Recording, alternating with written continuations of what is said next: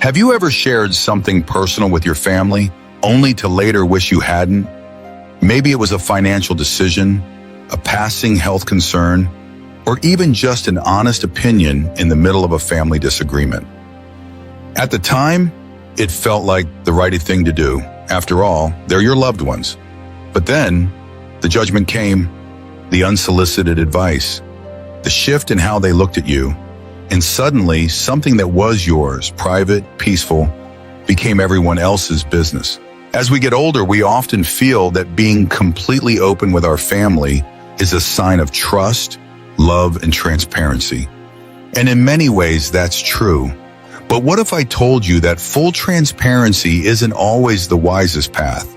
What if keeping some things to yourself isn't about hiding, but about protecting your peace, your independence, and your dignity? In this stage of life, your time and energy are more valuable than ever. You've lived through decades of experience, built a life, raised a family, and learned countless lessons, some the hard way.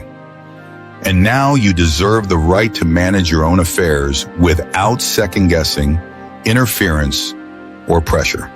That's why in today's video, we're diving into a topic that doesn't get talked about enough. 5 things you may want to keep to yourself after age 65.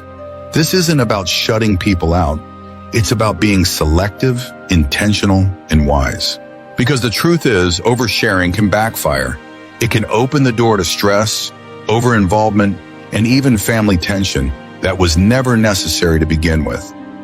We'll explore why keeping certain topics private, like finances, health issues, or even past regrets, can actually strengthen your relationships, not weaken them.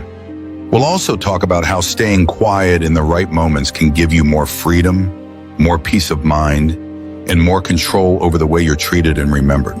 So before you share that next piece of personal news, take a moment, because sometimes the most powerful thing you can say is nothing at all. Make sure you stick around until the end.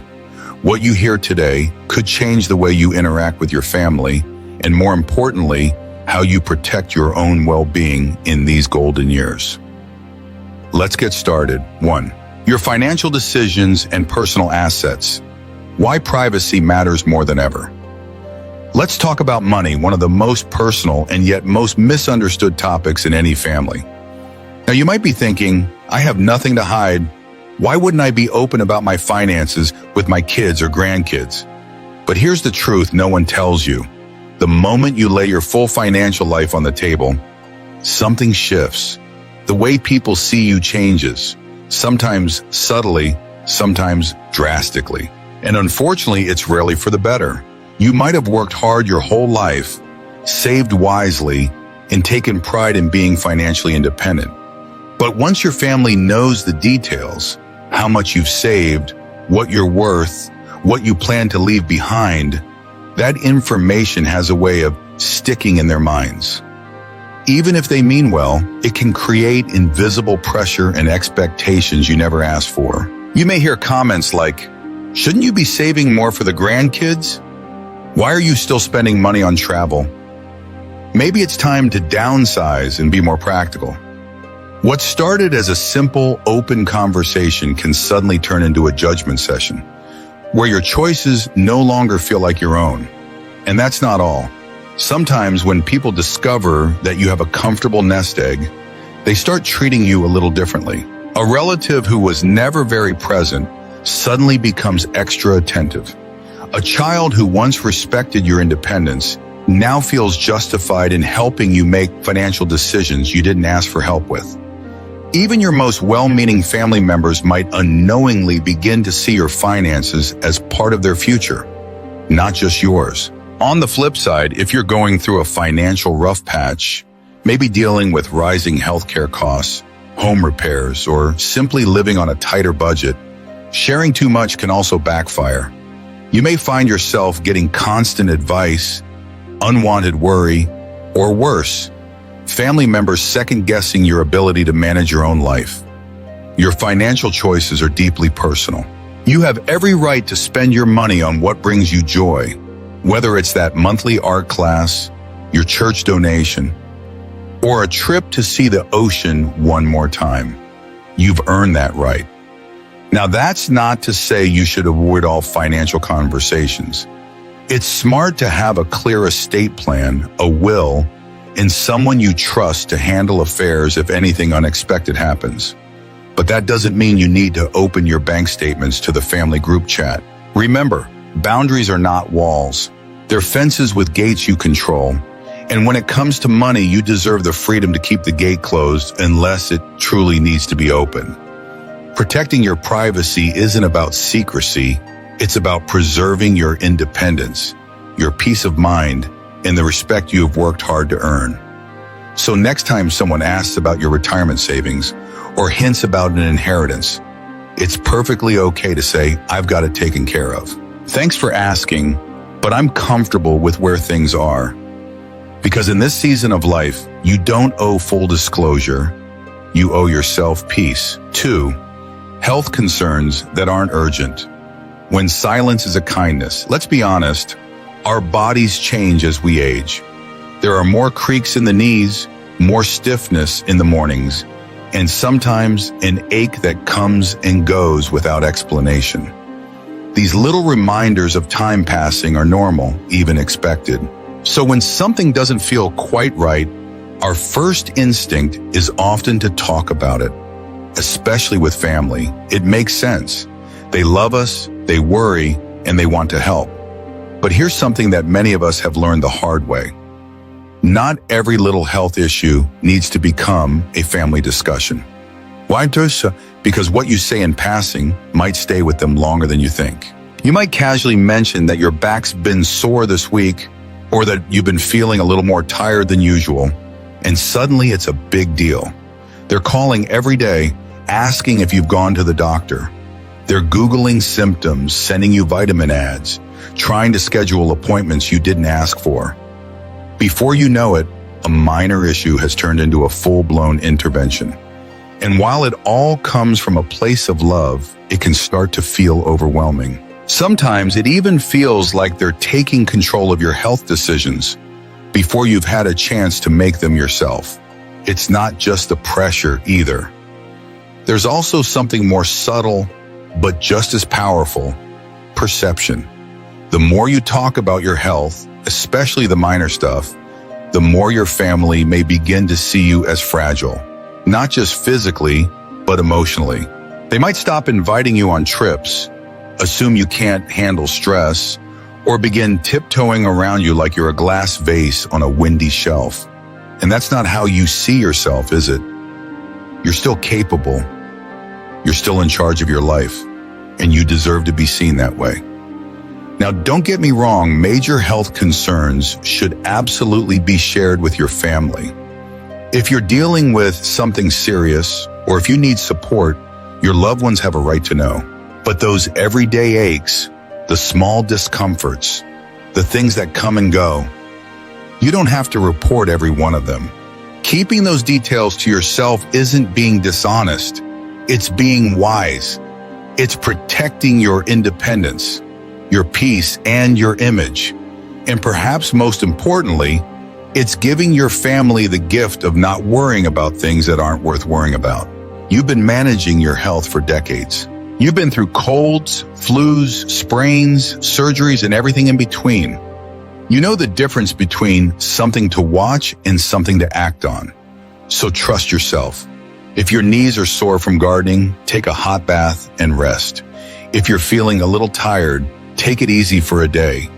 You don't need to sound the alarm every time your body whispers, because when you stay calm, confident, and in control, your family will follow your lead. Sometimes the most loving thing you can do is say, nothing at all. 3, your true thoughts on family conflicts. Why staying neutral protects your peace. If there's one thing life teaches us, it's that family conflict is almost inevitable. Someone's feelings get hurt over a holiday invitation, a sibling disagreement over an inheritance, an argument between adult children that's been simmering for years. And more often than not, you find yourself stuck in the middle, not because you chose to be, but because everyone wants your opinion. They trust you. They value your wisdom. They believe you'll take their side. But here's the thing. Taking sides rarely brings peace. It usually brings more pain. You might think you're helping, offering a little advice here, a bit of perspective there. But when emotions are running high, even the most well-meaning words can come back to haunt you. One sibling hears what you said about the other. A comment gets repeated, twisted, taken out of context. Suddenly, instead of being the calming voice of reason, you're accused of favoritism, of taking a side, of not understanding. It hurts, and it's exhausting. Family drama has a gravitational pull. Once you step in, even with good intentions, it's hard to step back out. And let's be honest, at this stage in life, you've earned the right to protect your peace. You've likely spent decades caring for others, navigating relationships, resolving conflict, holding people together. Now, you get to choose where your energy goes. And pouring it into arguments you didn't start and can't fix isn't the best use of that energy. Sometimes silence is the wisest answer. That doesn't mean you have to pretend everything's fine or deny your feelings. It just means you don't always have to express them out loud, especially when doing so might deepen a rift or prolong the drama. Let's say your daughter complains about her brother. You might agree with some of what she's saying, but if you say so, even gently, you risk that becoming ammunition in the next fight. And once you're in the crossfire, there's no easy way out. Or maybe your adult children are arguing about parenting styles. You might have strong opinions about who's right, but is it worth speaking them if it means one of them starts avoiding your calls or visits? In these moments, the smartest thing you can say might be, "I love you both, and I hope you work it out." Or, "You know what's best for your family. I trust your judgment." It's not about dodging the issue, it's about protecting your relationships. Because when the dust settles, and it almost always does, what people remember isn't always who was right. They remember who made them feel seen, respected, and safe. By staying neutral, you offer something even more powerful than advice: emotional refuge. A place where no one feels judged. A space where love isn't conditional on opinions or outcomes. That's the kind of presence that holds families together, quietly, gently, wisely. So the next time drama comes knocking, don't feel guilty for choosing not to open the door. You're not avoiding it. You're choosing peace over participation. And sometimes that's the strongest, most loving choice you can make. 4. Regrets from the past. Why some reflections are best kept private. As we grow older, we all find ourselves looking back. We remember the jobs we took and the ones we didn't. We think about the things we said and the things we wish we had, the moments we missed, the paths we didn't follow, the decisions we'd change if given the chance. Regret is part of being human. It means you cared. It means you tried. It means you lived. But here's something few people talk about. Sharing your regrets, especially with family, doesn't always bring healing. Sometimes it brings unintended hurt. You might believe you're simply being honest, reflecting on your life with wisdom. But for those listening, especially your children or grandchildren, your words can feel personal in a way you didn't expect. Let's say you mention, "I wish I hadn't worked so much when you were little." You might mean it as a loving reflection, but your child might hear, "You missed out on my childhood, and now it's too late." They may start wondering, "Was I not enough? Did I make life harder for you?" Or maybe you say, "If I had moved to California like I planned, things might have turned out better." To you, it's just a thought, but to your family, it can sound like regret over the life you built together. Even talking about past relationships, an old flame, a lost friendship, a different dream, can stir emotions in those who love you now. They may begin to wonder if they were second best or if your heart was never fully here. And none of that is what you intended. The truth is your family sees you as strong, resilient, the one who made it all work, even when it wasn't easy. When you focus too much on regrets, even with the best of intentions, it can cloud that image. Instead of being the steady presence they turn to, you risk becoming a source of guilt, sadness, or emotional confusion. Of course, reflecting on your past is healthy. It's part of growing wiser. But not every thought needs to be said out loud. Not every moment of honesty needs an audience. Some feelings are better journaled, or spoken in prayer, or shared with a trusted friend who understands the difference between reflection and confession. Because dwelling out loud can sometimes place a burden on those who weren't meant to carry it. Your family can't change what happened, and in many cases they didn't cause it. So why leave them with the weight of something they had no part in? If you must share, focus on what you've learned, not what you wish you could undo. Instead of "I regret how I handled things," you might say, "Looking back, I've learned a lot about what matters most." That simple shift can turn pain into perspective and invite connection instead of distance. In the end, regrets are like stones. You can carry them or you can build with them. But handing them off to others rarely helps anyone. You've earned the right to find peace with your past. Let your legacy be one of wisdom, not wounds. 5. The full picture of your finances. Why oversharing can change everything.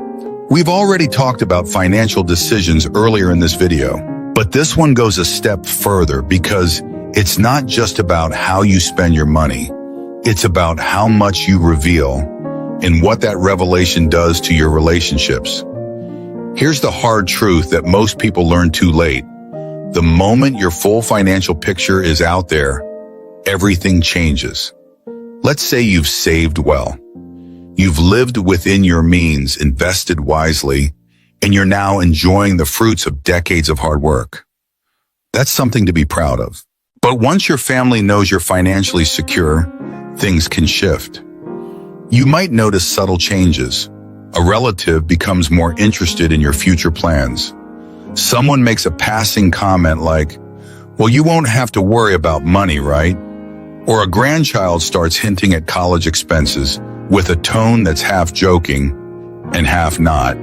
It doesn't always come from greed. Sometimes it's just human nature. But once people see what you have, they start imagining what it could mean for them. And that can quietly erode your sense of independence. Suddenly, your choices are questioned. Why are you still living in that house? Wouldn't it make more sense to gift that money now instead of later? What was once your business becomes family discussion. Now flip the script. Let's say you're going through a rough patch. Maybe rising healthcare costs have hit hard. Maybe the market downturn affected your investments. You mention it out of honesty, and now your loved ones worry. Constantly, they call more often. They ask about your spending. They might even question your decision-making. Are you sure you can afford that trip? Maybe someone should help you handle your bills. Again, it comes from love. But it can start to feel like you're being monitored instead of respected. Here's the key point. Whether you have more than enough or not quite enough, sharing everything invites assumptions, expectations, and sometimes control. And in this season of life, control is sacred. You've earned the right to manage your affairs without outside pressure. You deserve the freedom to make financial decisions based on what brings you joy, not on how others might react. Now, this doesn't mean you should hide your finances completely. It's smart to have an estate plan, a will, maybe a trusted financial advisor or power of attorney who understands your wishes. But not everyone needs to know every detail. Your children don't need to know how much is in each account. Your siblings don't need to know what your house is worth. Your extended family doesn't need to guess what they might inherit. When you keep the full picture to yourself, you're not being secretive, you're being wise. You're protecting your autonomy, your peace of mind, and perhaps most importantly, your relationships from being defined by dollar signs. Because in the end, your legacy shouldn't be measured by how much money you left behind, but by how you lived, how you loved, how you were respected, and keeping your financial life private. That's just one more way to protect all three. As we wrap up, I want to leave you with this thought. Keeping certain things to yourself doesn't mean you're hiding. It means you're choosing peace over pressure, wisdom over impulse, and dignity over drama. In a world that tells us to speak our truth at every moment. There's a quiet strength in knowing when not to speak, when to hold something close, when to protect your peace instead of handing it away. Because the older we get, the more we realize not everything needs to be shared to be valid, and not every opinion needs to be heard to be respected. Whether it's your finances, your health, your memories, or your regrets, you have the right to decide what's yours to carry and what's worth passing on. That's not secrecy. That's self-respect. That's wisdom earned through a life well lived. So the next time you wonder, should I bring this up? Take a breath and remember, sometimes silence isn't avoidance. It's protection. Has there ever been a time you kept something to yourself and later realized it was the best decision you could have made? Leave a comment below and share your story or your thoughts. Your voice just might help someone else find peace in their own journey. And if you found this video helpful, inspiring, or simply comforting, please give it a like, subscribe, and hit the bell icon so you never miss a video like this again. Your support helps us keep creating honest, heartfelt content for people just like you. Thanks for spending this time with us. Take care of yourself and protect your peace. We'll see you in the next one.